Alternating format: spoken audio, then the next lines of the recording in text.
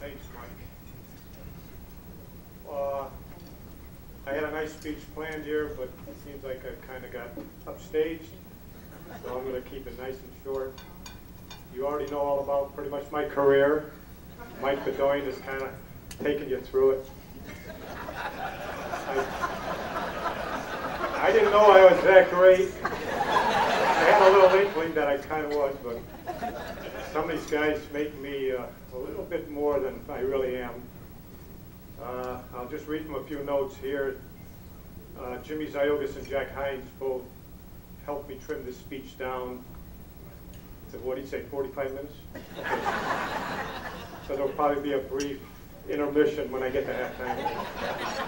I'd just like to start out the speech by saying 3 words that I start out every day with, which are thank you, Lord. I am a Christian, and I'm a believer, and I believe the Lord has taken me to places that I never expected to go. I entitled my remarks Opportunities, and I believe that my life has been filled with them, just as yours are. And if we take advantage of every opportunity, you never know what's going to happen. My first opportunity came when I was 10 years old, and my Little League coach, George Scott, hit me some fly balls and said, "Who is that guy?" I said, "My name is Snyder." "Oh, Little Duke." That was it. I could quit right there, but I got a little more.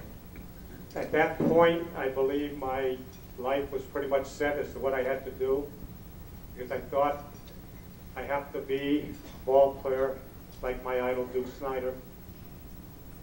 In 1969, I went to a San Diego Padre tryout camp, and they thought I was a pretty good player. After the tryout, I had to get a ride back to the bus station, and this guy who ran the tryout camp, his name was Donald Edwin Snyder, which is Duke Snyder. And he said, "Come on, son, I'll give you a ride."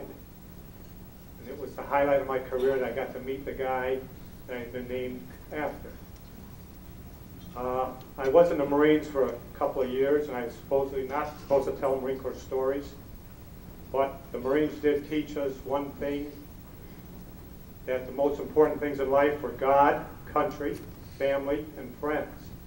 And I've kind of lived by that creed the rest of my life and tried to make the best out of every one of those situations. My brother was also in the Marine Corps, and he's kind of my hero because while he was in Vietnam, he kept me over here where I could hone up my game and play some ball. He never knew this, but he actually is one of my heroes. My mother couldn't be here tonight. She's under the weather. So just for her, I'm going to wave the camera. My mom, she'll get to see the tape later on. My wife, Anne Marie, is here. She's been one of my best fans over the years. The other best fan I had is my brother John, who passed away 2 years ago. And he traveled with the team and was really part of us. All of my teammates, it was always Brother John. "Hey, Brother John, how you doing?" And to them, I'm always be grateful that they treated my mother and my brother so respectfully. I also have some in-laws here tonight who always treat me just like a son. And I have some special members from my church here who I think are part of my family also. As far as friends, I go back to my coaches, Coach Jim Kildoff, Coach Bill McCooey, Coach Gordy Losey, Coach Jimmy Bates. These are men who taught me how to play the game and taught me how to grow up in my life. I still call them coach in the most respectful manner because to me, that's the best honor I could give them. I also would like to recognize 3 people who kept baseball alive in Bristol for all the years we played.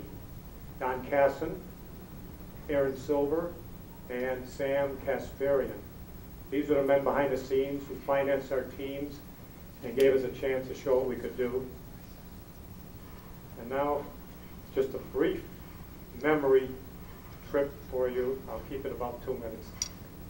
From the 60s to the 80s, our teams were Bristol baseball.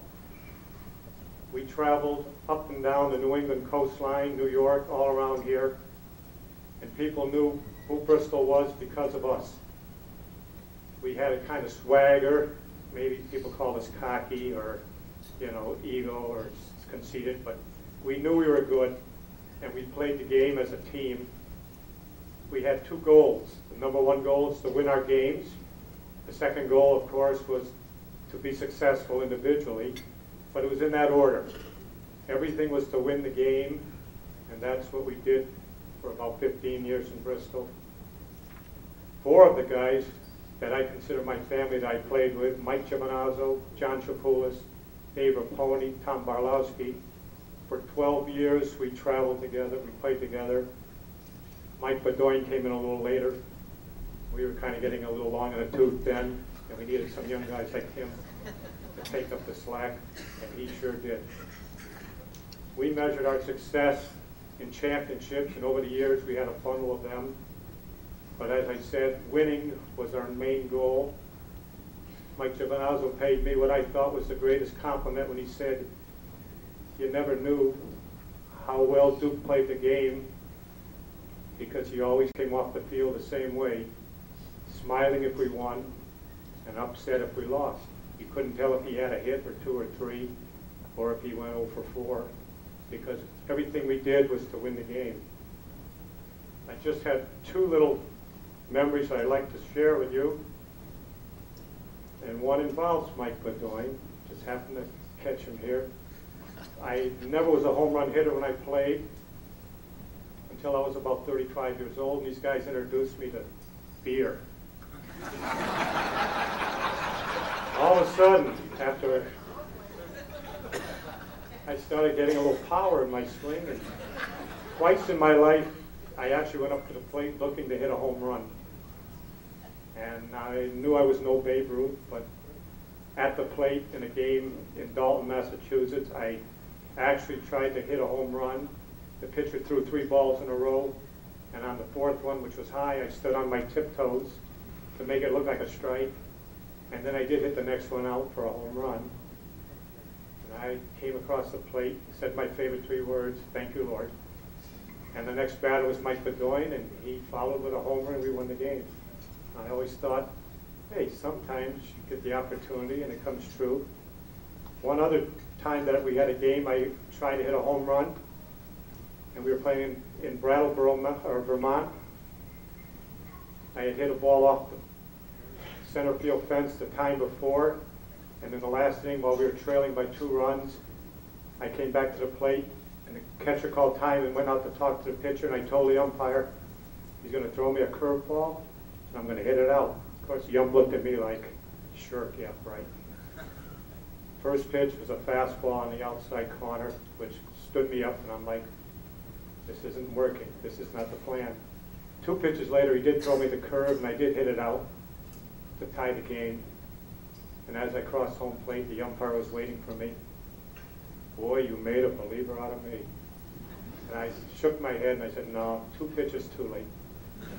It wasn't the way I planned it. The last little story I'd like to share happened in Phoenix, Arizona about 10 years ago when we were playing in the Senior Baseball World Series. I was in center field, and the batter hit a ball to left center, well in the gap. I turned and ran as hard as I could, and as I ran, I never looked back, but in my mind, for some reason, I could see the ball.